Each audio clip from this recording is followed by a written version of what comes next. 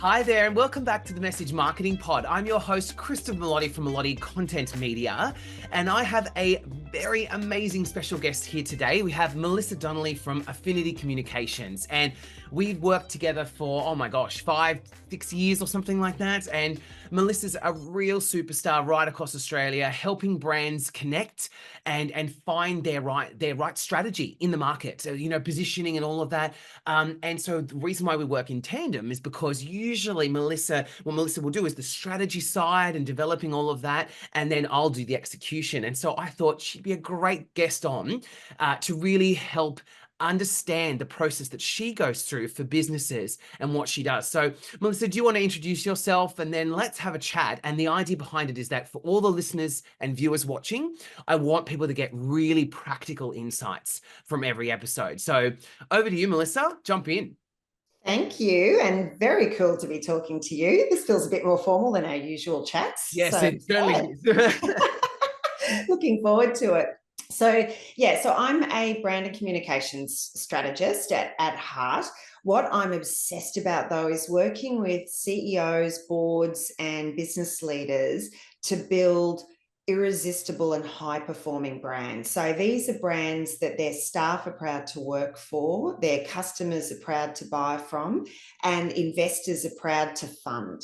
So these are brands that are not performing at the status quo. They're not doing the same thing today that they were doing yesterday. They've identified that to grow, they have to make changes. And these are leaders who've got the courage to do that, and let us work with them to make some really bold decisions about the future of their brands. I So love it. yeah, And cool so, stuff. Melissa, can I ask you, what does that look like? So when a brand is not getting the mileage out of what they're doing, what other than you directly interceding, what is it that most people would find as a trigger point? Like, is it because they go, oh, I'm just frustrated or I'm bored? Like, where is it? Where is that point, that flash point where people go, I need to shake things up? And why does that lead to you?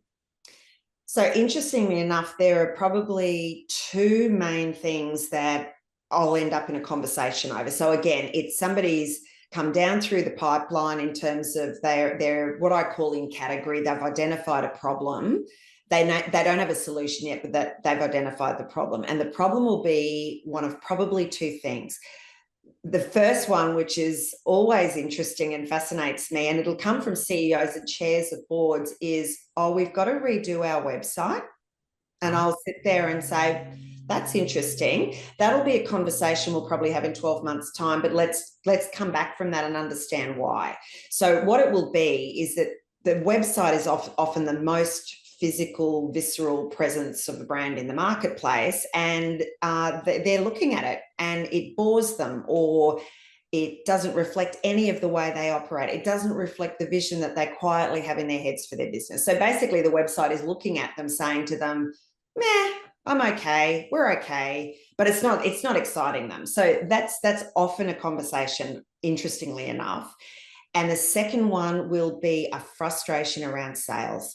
So it will be things like, and I've got a live exercise happening at the moment around this, of we've participated every year in the same trade show, and we invest tens of thousands of dollars in that trade show, and I don't know if it generates a single sale. Or we've got this much headcount and this much wage tied up in our sales organization in our business, and we really don't believe that's generating revenue. So it'll be the website one sounds a bit kind of, oh, well, that's nothing relating to sales. Like, that's not nearly as serious as you not generating revenue. But at the end of the day, as you and I know, a website is a sales engine for your business. 100%. So they're actually the same conversation. It's just reflected in two different ways. I So, agree, Mel. And this is the thing that I often see with a lot of clients. And so for everyone listening and watching, this is a really good trigger point, as I said, because a lot of the times it's the issue for a brand is symptomatic, which is the symptoms appear to be my website isn't working. But in fact, the reality is my brand isn't working, but I've only seen it come through my website. And the thing is, I'm seeing a lot of this confusion happening because people are, turning to, like AI, for instance, which is very, very superficial and can't get you out of this problem, right? I use AI every day, but it isn't made for the big picture messaging. It isn't made for positioning and direction because you need to do a lot of work to get the right positioning, and that's something that AI just cannot do. And it's not just AI, it's also the fact that it requires a lot of nuanced understanding. It requires market research and all of that kind of thing, and a strategy. It's so much more of a bigger piece. And so when I find that clients come and they say, my brand communicating is not resonating, the reality is this, and Melissa, let me know if you agree with this. People don't choose you if they don't understand you. And a lot of the times, that's because you're not relevant in their lives. It's not that you're not simple or all of that. It's just that people go, I don't think I need you. And Yeah, it's such an important piece of marketing because everything stems from that. If you think about it, like everything you do, like you can be a sunglasses brand. And if you don't have a message that has an experience or that elevates the customer journey to a point past this is plastic, made into circles to put on your eyes, right? yeah, If yeah. you don't have that, you're Mm. you're commoditized. And Absolutely. And the thing is too, and I think this is, we've really got to understand, and it's something that I, quietly am a complete nerd about, is what I call neuro branding. So we've got to yeah, be really understanding as brands that we are trying to fire off certain drivers in an individual's brains. Now, the good news yes. is that individually we share traits as human beings, as customers, as a segment, we share traits. So Yeah. you can work the odds, but at the end of the day, it's like if I say one of the key things, one of the reasons that people are going to buy your brand, and this will be the case for many, they've got to trust you. You are working in a highly sensitive space. You are a financial advisor dealing with their money and their wealth and their assets and their roof over their heads. Anything like that, anywhere where you're touching people's lives, trust is Yes. key, right? And there are three drivers in our brains for trust. Our brains are hardwired back to Paleolithic time to crave trust. And yet institutions, systems, and big brands have systematically eroded and destroyed trust, right? So they're actually Yeah. destroying the very thing that customers want to connect with them through to buy from them. So, Yes. and it's not hard to think about, well, one of those drivers, for instance, is a fair go. Like we want to know that this brand is giving their staff a fair go, is giving customers a fair go, is behaving appropriately in the environment, is doing the right thing. It's just that's the feeling that we need. That's one of the three drivers. So again, I was having this discussion with staff at one of my client organizations last week, and the CEO had to deliver some really bad news. Yeah. So in that, staff will accept really bad news when the company makes it very clear they're acknowledging the pain, they're being honest about what's going on, and they're giving everyone the best go they can. They're being the fairest they can in the moment. Yeah. So there was one of two ways that interaction could go. And unfortunately for them, that CEO chose the alternate path, which was to make it all about the business, not about the staff, and they weren't giving people a fair go. That was the impression that was left. Very, very sad and very traumatic for that staff cohort. And I'm like, God, that was just a choice you had to make. And again, if they'd had the strategy in place with the structured frameworks and decision making, and they understood these connections, like you say, we're not just widget manufacturers. We're Yes. Yes. creating eyewear. We're creating fashion statements. Hello, glasses addict. Yeah. Right.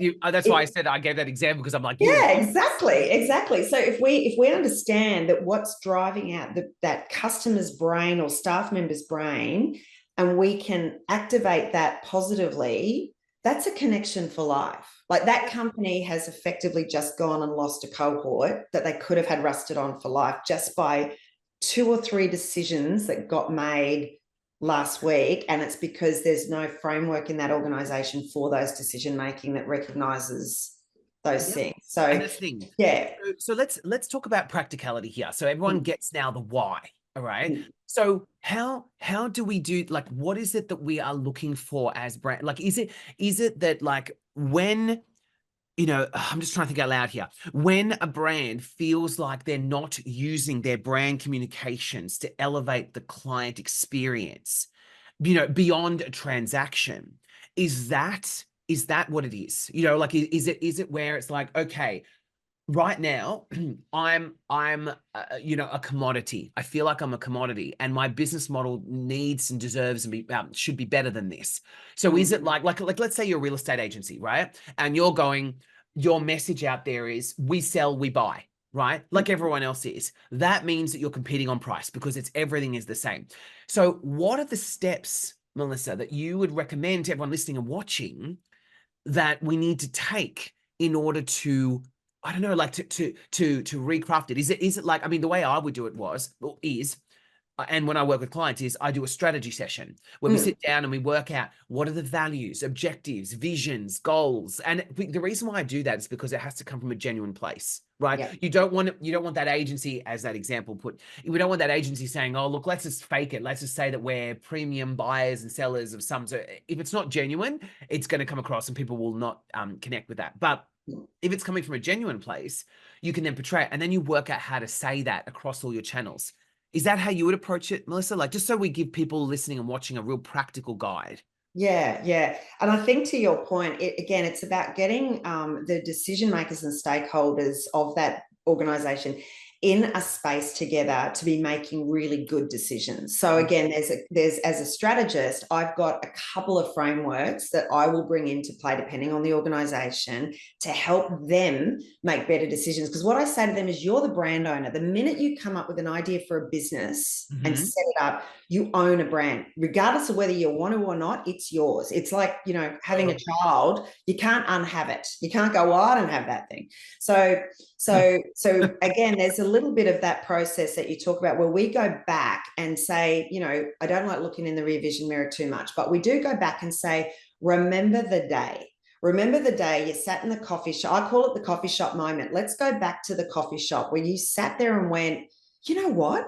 I really want to go and be a real estate agent. I really want to, but I want to set up my own. I don't want to go and work for Ray White or be an employee of everyone else. I want to go and set up my own agency, because in that moment, you weren't thinking about buying or selling houses. You were going, I can do it better or differently or more imaginatively or more innovative, with more innovation than the other players that I could go and get a salary from, because it's a big risk to set up your own business. Oh, and it's hard. It is. Yeah, yeah. And for some of these brands that we work with, as you know, we might be going back 30 years. I've got multi-generational family-owned businesses. I'm going back to, it wasn't a coffee shop moment. It would have been a moment in a pub in Toowoomba back in the days where we still had horse-drawn carts. Like, seriously, some of them go back hundreds of years. So Yeah. 100 years maybe. So with them, we go back and try and capture that moment again. And then we say, what do you want to win now? What's the space you want to win now? What's the customer that you want to win now?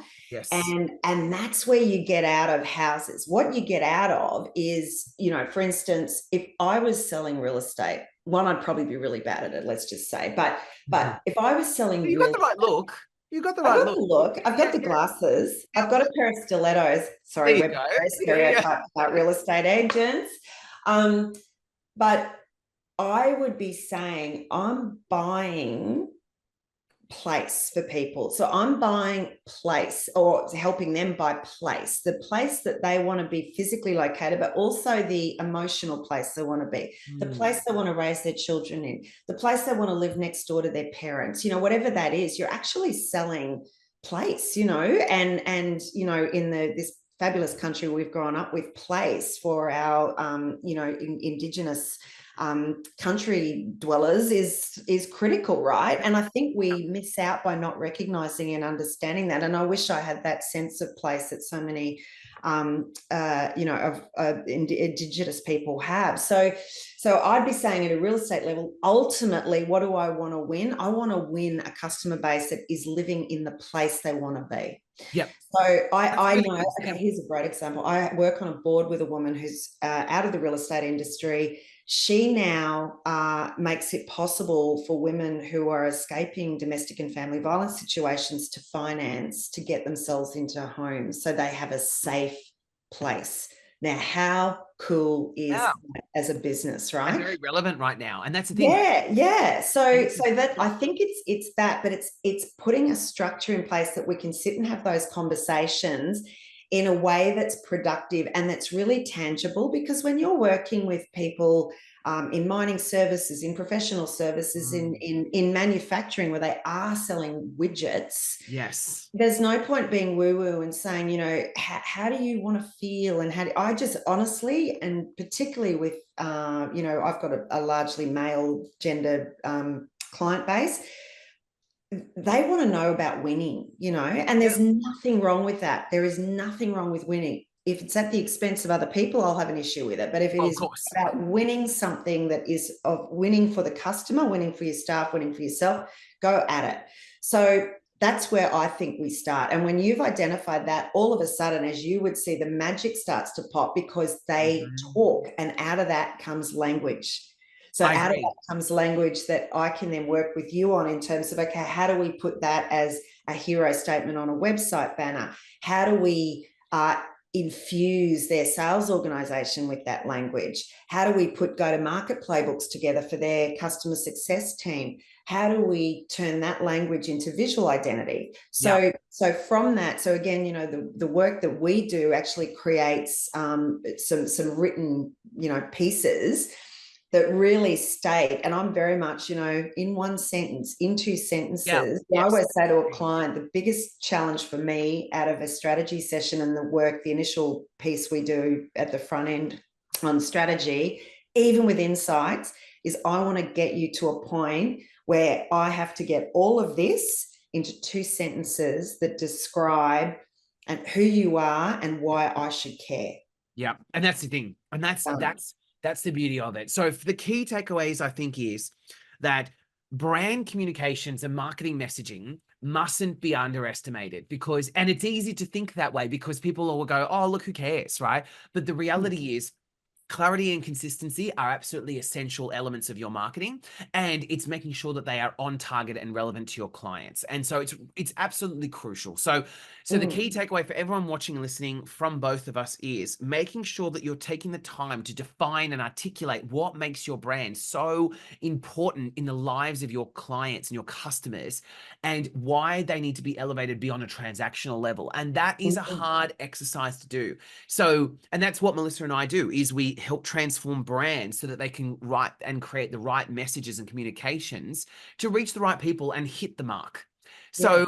So look, a big thank you, Melissa. I really appreciate your time today. I hope that everyone got a lot of value out of this. I know it was short and sharp, but that's our very point, right? That's our point, Melissa, is making sure that we're getting across what we need to fast and making sure it's relevant. So thank you so much, everyone, for joining me for the Message Marketing Pod. I'm your host, Kristen Melotti from Melotti Content Media, and I look forward to seeing you in the next episode. Thank you, Melissa, for joining me.